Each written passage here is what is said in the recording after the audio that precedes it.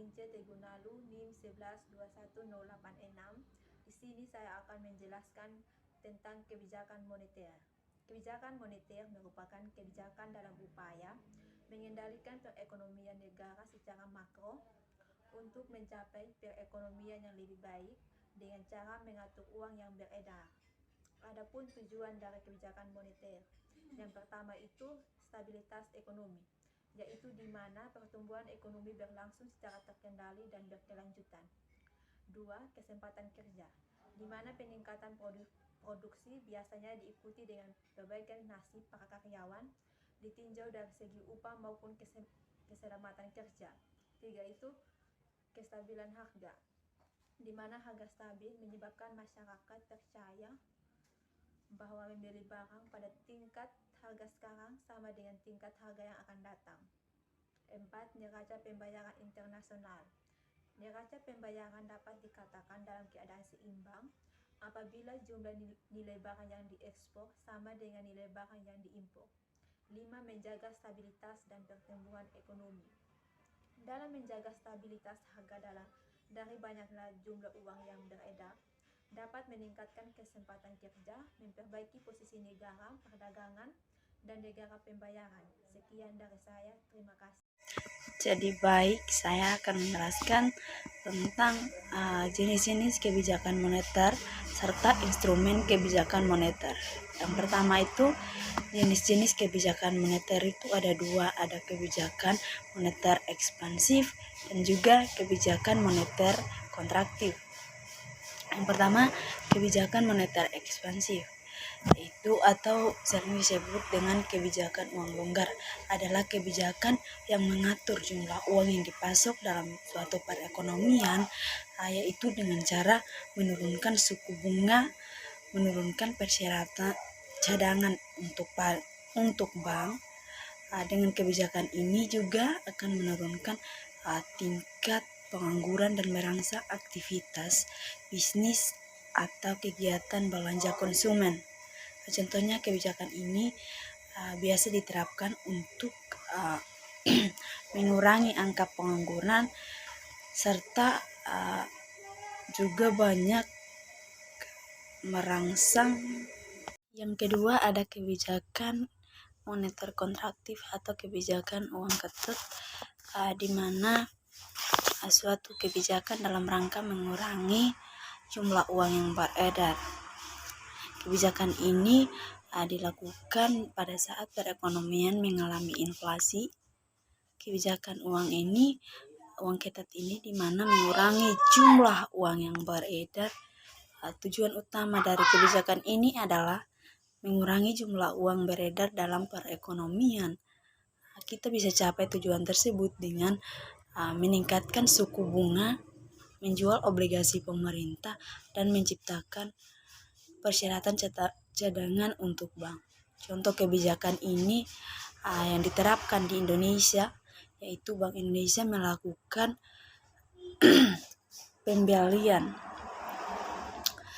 pembelian surat berharga di pasar modal. Bank Indonesia dapat menurunkan suku bunga jika kondisi ekonomi sesuai dengan ekspektasi dan juga sebaliknya.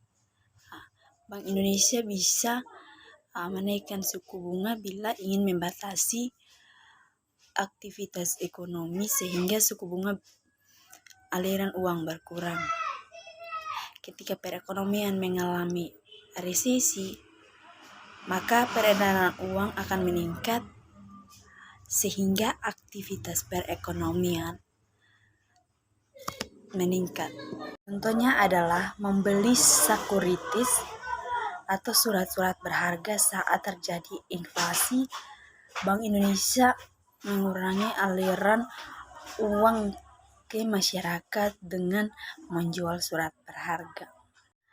Adapun instrumen kebijakan moneter yang pertama itu ada fasilitas diskonto, di mana adalah tingkat bunga yang diterapkan pemerintah pada bank umum untuk meminjam uang kepada bank sentral ketika bank umum mengalami kondisi yang mengharuskan mereka untuk meminjam uang ke bank sentral.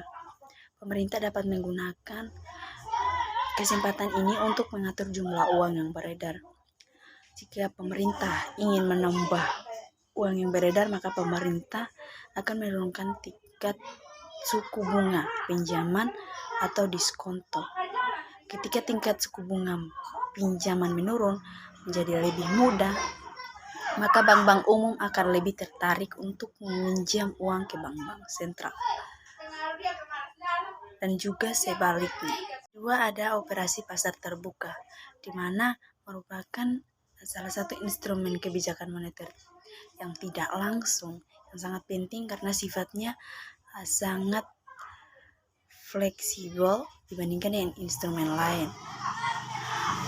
Operasi pasar terbuka dibandingkan dengan instrumen dilakukan oleh pemerintah untuk mengendalikan jumlah uang yang beredar dengan menjual atau membeli surat-surat berharga milik pemerintah. Ada dua operasi pasar terbuka. Yang pertama itu open market selling, dilakukan ketika pemerintah ingin mengurangi jumlah uang yang beredar dengan menjual surat-surat berharga yang beredar. Ketika pemerintah menjual surat-surat tersebut ke masyarakat. Yang kedua ada open market buying, dilakukan ketika pemerintah ingin menambah jumlah uang yang beredar dengan cara membeli surat-surat berharga dari masyarakat, maka uang yang beredar di masyarakat akan bertambah. Di Indonesia, kebijakan moneter berupa operasi pasar terbuka dilakukan dengan cara menjual atau membeli surat-surat berharga yang terdiri dari sertifikat Bank Indonesia, surat berharga pasar uang, dan surat berharga negara. Yang menjadi surat utang negara terdiri dari pendanaan negara. Ketika pemerintah ingin mengurangi jumlah uang yang beredar, maka pemerintah akan menjual berbagai surat berharga tersebut, dan juga sebaliknya. Instrumen yang ketiga itu ada rasio cadangan wajib. Ketika minimum cadangan wajib tersebut berkurang, maka bank memiliki lebih banyak uang yang dapat diedarkan di masyarakat melalui pinjaman. Sebaliknya, jika pemerintah ingin mengurangi jumlah uang yang beredar, maka pemerintah dapat menambah jumlah minimum cadangan wajib bank sehingga bank memiliki uang lebih sedikit untuk diedarkan. Yang keempat itu ada imbauan moral, di mana dapat dilakukan bank sentral untuk mengontrol jumlah uang yang beredar melalui berbagai hal. Bank sentral dapat menghimbau bank-bank umum untuk menurunkan atau menaikkan suku bunga pinjamannya. Bank ini dapat memberikan saran kepada bank-bank tersebut untuk hati-hati dalam memberikan pinjaman kredit kepada masyarakat ataupun membatasi keinginannya untuk meminjam uang kepada bank sentral melalui fasilitas diskonto.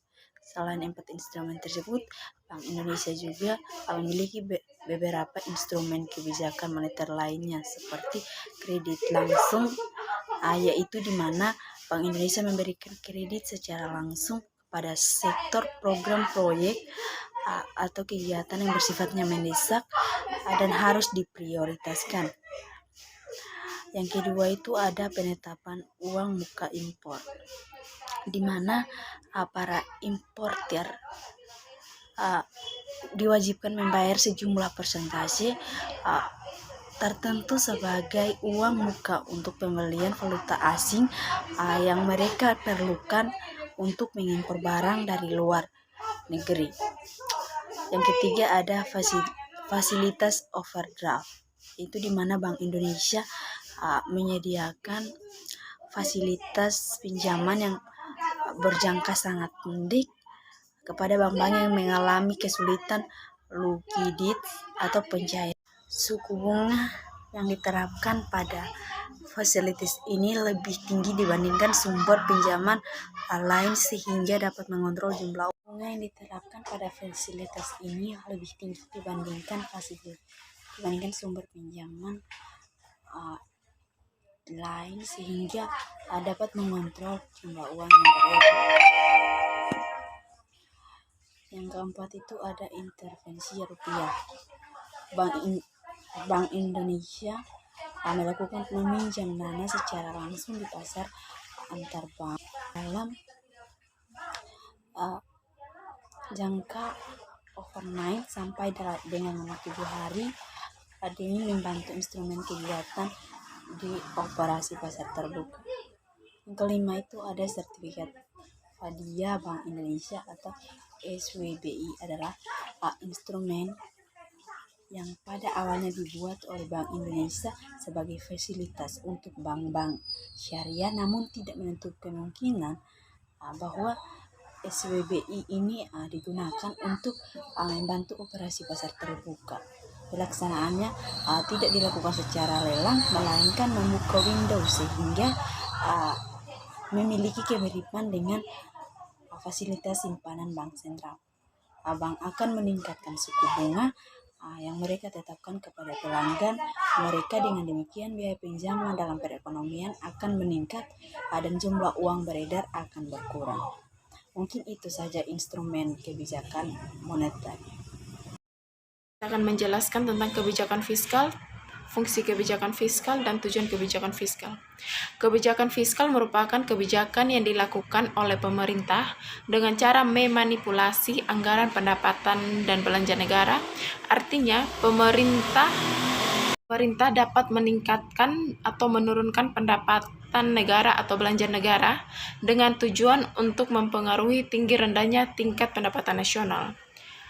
Kebijakan fiskal juga bukan semata-mata kebijakan di bidang perpajakan, akan tetapi menyangkut bagaimana mengelola pemasukan dan pengeluaran negara untuk mempengaruhi perekonomian. Fungsi kebijakan fiskal itu ada 3. Yang pertama, fungsi alokasi. Sebagai fungsi kebijakan yang mengalokasikan barang-barang produksi, ketika alokasi barang-barang produksi ini lancar, akan tepat sasaran, maka kebutuhan masyarakat akan terpenuhi. Kebijakan fiskal ini mendukung kelancaran alokasi barang produksi tersebut. Yang kedua tuh fungsi distribusi. Suatu kebijakan fiskal berkaitan dengan penyebaran barang-barang yang diproduksi oleh masyarakat di antara anggota-anggotanya yang berkaitan dengan pemerataan dan efisiensi masyarakat. Yang ketiga tuh fungsi stabilisasi. Kebijakan fiskal berfungsi ketika anggaran pemerintah digunakan untuk menjadi alat yang bertujuan untuk memelihara serta melakukan upaya atas keseimbangan fundamental dari perekonomian negara tersebut. Tujuan kebijakan fiskal. Yang pertama, meningkatkan pertumbuhan ekonomi. Dengan mengatur pemasukan dan pendapatan, negara bisa mengontrol peristiwa fluktuasi ekonomi yang berakibat adanya pertumbuhan ekonomi. Misalnya melalui tata kelola anggaran yang tepat sasaran, meningkatkan daya beli masyarakat dengan insentif pajak atau menaikkan pajak pada sektor-sektor tertentu. Yang kedua itu meningkatkan kualitas sumber daya manusia dan menekan angka pengangguran. Kualitas sumber daya manusia dan angka pengangguran tentu mempengaruhi pendapatan nasional secara langsung dan bukan hal yang mustahil pertumbuhan ekonomi akan melambat. Hal itu karena dengan adanya pengangguran, maka daya beli masyarakat akan menurun yang berdampak langsung pada pertumbuhan ekonomi. Selain itu, kualitas sumber daya manusia juga mempengaruhi pertumbuhan ekonomi. Kualitas sumber daya manusia yang baik menjadi investasi negara terutama dalam rangka meningkatkan pertumbuhan ekonomi melalui inovasi dan ketenaga kerjaan. Yang ketiga tuh memastikan stabilitas harga. Turunnya harga barang mampu memberikan dampak bagi sektor swasta. Namun, harga yang meningkat juga bisa menciptakan inflasi. Di sisi lain, inflasi juga bisa memberikan keuntungan seperti menciptakan lapangan kerja. Namun, inflasi juga bisa berdampak buruk bagi masyarakat ekonomi rendah karena turunnya daya beli. Yang ketiga itu meningkatkan laju investasi. Ketika perekonomian negara baik, maka akan menjadi peluang bagi negara untuk mendatangkan investor. Adanya investor akan mempengaruhi terhadap pemasukan negara dan juga mengurangi pengangguran. Baik, hanya ini yang bisa saya jelaskan. Terima kasih. Perkenalkan, nama saya Jonatra Veronica Rambunaha, NIM 1121092. Di sini saya akan menjelaskan tentang jenis kebijakan fiskal dan instrumen kebijakan fiskal. Yang pertama itu saya akan menjelaskan tentang jenis kebijakan fiskal. Jenis kebijakan fiskal adalah kegiatan pemerintah yang dibagi menjadi beberapa segi. Yang pertama itu segi teoritis, yang kedua segi penerapan, dan yang ketiga segi neraca pembayaran. Yang pertama saya akan menjelaskan dari segi teoritis. Dari segi teoritis, jenis kebijakan fiskal di Indonesia terbagi menjadi 3, yaitu kebijakan fiskal fungsional, kebijakan fiskal terencana, dan yang terakhir kebijakan fiskal insidental. Kebijakan fiskal fungsional adalah kebijakan yang diambil demi meningkatkan kualitas ekonomi secara makro dengan dampak yang baru terlihat dalam jangka panjang. Contoh dari kebijakan fiskal fungsional misalnya pemberian beasiswa kuliah, bantuan pendanaan startup, dan sebagainya. Terus yang kedua itu kebijakan fiskal terencana. Kebijakan fiskal terencana adalah kebijakan yang memanipulasi anggaran negara. Fungsi kebijakan fiskal adalah untuk menghadapi masalah tertentu, misalnya pandemi dan krisis ekonomi. Contohnya adalah mengalokasi APBN bagi sektor kesehatan di masa pandemi dan relaksasi pajak usaha. Yang ketiga, kebijakan fiskal tak disengaja atau insidental. Kebijakan fiskal tak disengaja yaitu kebijakan yang berupa penetapan atau keputusan aturan untuk melindungi stabilitas ekonomi sektor dan non-pemerintah. Contohnya, penetapan harga secara tertinggi. Yang kedua, dari segi penerapan. Jenis kebijakan fiskal dari segi implementasinya ada 2, yaitu kebijakan fiskal ekspansif. Pengertian kebijakan fiskal ekspansif adalah kebijakan yang diambil oleh pemerintah saat ekonomi melemah dan menaikkan anggaran belanja serta menurunkan atau meniadakan pajak bagi sektor tertentu. Misalnya